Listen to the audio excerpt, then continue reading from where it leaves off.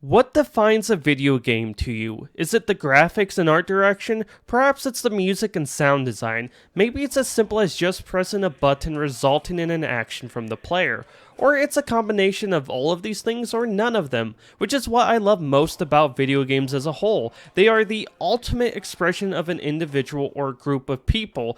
There is no defined template that has to be followed. Even though we have genres that games fall into, what the creator's desire from their game is completely up to them and how that experience is presented to the people playing it. And no game has to be created for everyone, which really sums up what Hellblade 2 is. It's not pretending to be something else. It's exactly as advertised by Ninja Theory, a narrative-driven experience where they are trying to tell a deep, engaging story about Senua's character and the people around her, which is more in line with games experiences like Edith Finch or Firewatch. This is what a AAA version of those games looks like, or for that matter, this is what a AAA version of the first Hellblade looks like. With that said though, I don't agree with a lot of the choices they made for Hellblade 2. I do like the game and experience it provides, I can respect the vision they created, but as a fan of the first game, I can't help but feel a little disappointed, and as always, there will be spoilers, so you have been warned. Now, what exactly is the gameplay like in Hellblade 2? Well, I would break it up into three categories: exploration, puzzle solving, and combat. Let's start with the puzzle solving. Going back to the first Hellblade, one of my biggest issues was the lack of variety in puzzle designs. Basically, all you had to do was walk around and find hidden symbols or structures by finding objects lined up in a way that matches a symbol or structure to open locked doors or the path forward, with some archways and faces thrown in that changes environmental navigation to shake things up a little bit. But that pretty much sums up all the puzzles you did in the game. Now fast forward to Hellblade 2, the same variety issues still exist and might even be worse. So first off, the symbol puzzles make a return from the first Hellblade, which I was happy to see since they feel almost iconic for the game, but there are a lot less of them in Hellblade 2. You also have these sphere-like gravity puzzles that alters the terrain for Senua to navigate, which I would consider basically a different version of the archways and faces from the first game, but different enough I wouldn't label it as exactly the same, though I do wish both would have made a return. Then finally, you have a variety of torch puzzles where you have to light and put out torches to progress through the world, but that pretty much sums up the puzzle variety in Hellblade 2.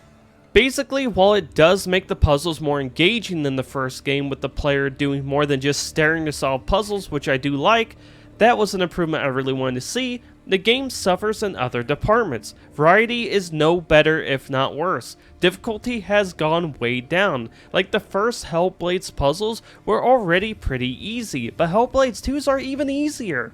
Finally, there's just not that many puzzles. Going back over my footage of Hellblade and Hellblade 2, I actually spent 20 minutes less time in Hellblade 2 on puzzles compared to Hellblade. And keep in mind, my Hellblade playthrough was the second time I made my way through the game, though it had been years since the first time I played through it, so I didn't remember everything, but even then, this really surprised me.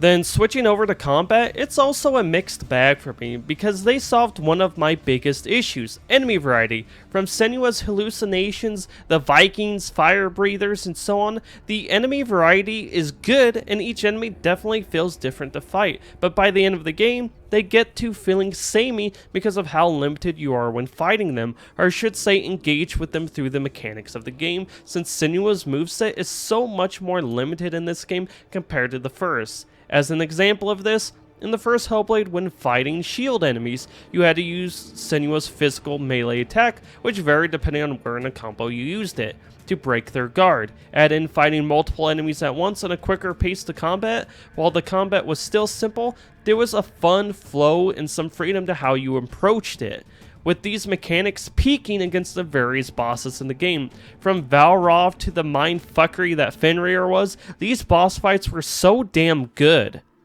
Now going over to Hellblade 2, the combat has become much more grounded. It's slowed down and has weight to it. You are now limited to just light and heavy attacks, with heavy attacks taking on the functions as the melee attacks from the first Hellblade. Blocking and parries return, with parries being a lot more precise, which I do really like. Then your dodging, running, rolling also returns, though feeling a lot more limited in function compared to the first Hellblade. Finally, you can slow down time when you have built up enough power to quickly take down enemies. Hellblade 2's approach, while similar at face value, really does feel so much different compared to the first game.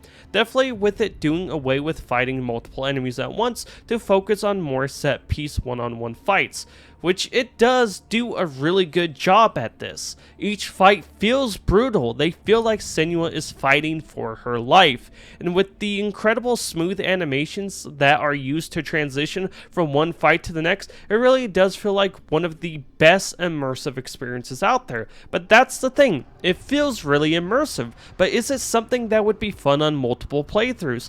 Fighting Sir, Valroth, or Fenrir will always be fun in Hellblade, but none of the fights in Hellblade 2 feel like they would be fun doing multiple times. So even though I understand what they were going for with a grounded cinematic type combat experience, which at times I really did enjoy, it just never reached the peaks of the combat in the first game for me. Now finally, let's talk a little bit about exploration in Hellblade 2. Well, basically, there is none. Outside of some offshoot paths to find secrets, Hellblade 2 is a very on-rails experience where your only way to go is forward. And yes, I know the first Hellblade also was an on-rails experience, but it did give you choices at different moments on how you experience that on-rails experience, like the various hub-like areas. At the beginning of the game, you have two doors you can go through. One leads to Valroth and the other leads to Surt.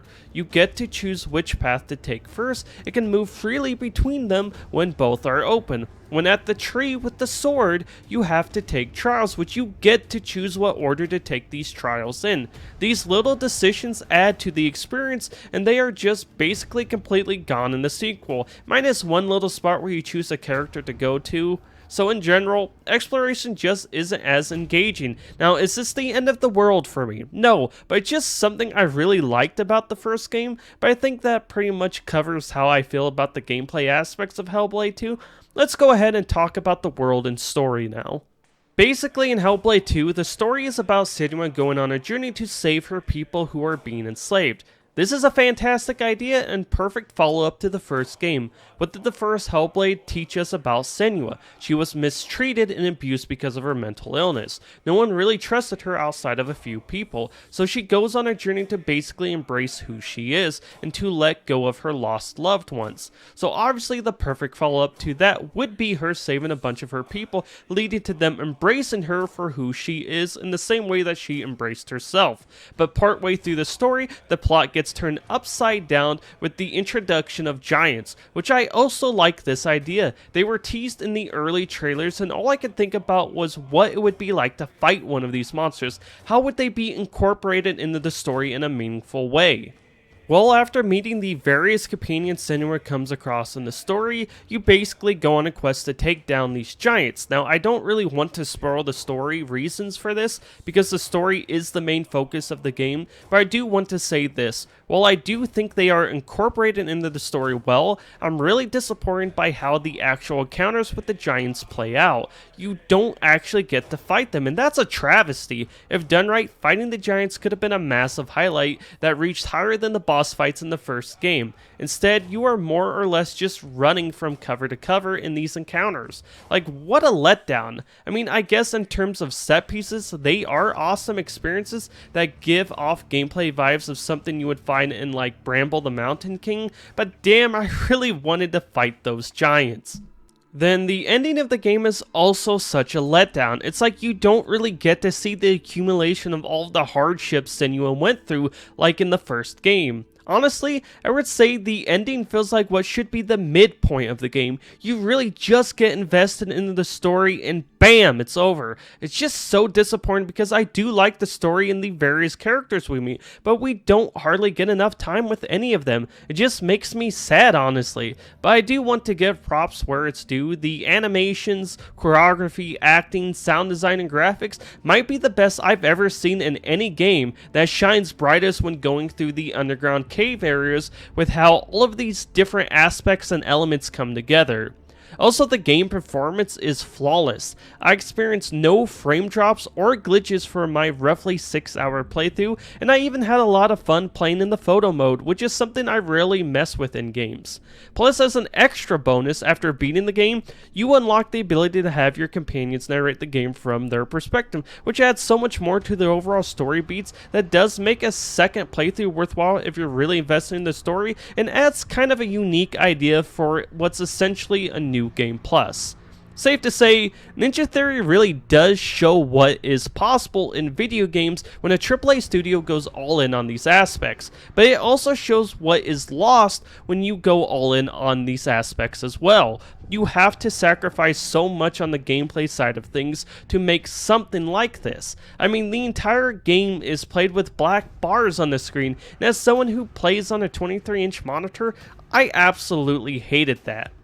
With that said, overall, I don't think Hellblade 2 is some terrible, awful experience. I just don't think it improves on the first game. It does almost everything the first game did right, if not better, and it almost does everything the first game did wrong, if not worse. It really is a strange game. Now, would I recommend it? Like I said before, if you played the first Hellblade, or like games such as Edith Finch, I would highly recommend it to you. But if you're not into those type of games, then I would say it's a hard pass, which I think this is an aspect people have to remember. It goes back to my first point of the video. Not every game is for everyone. While I liked the first Hellblade, Hellblade 2 just wasn't made for me. Though I will say, I can't help but feel like as an experience, it would shine brightest as a VR title.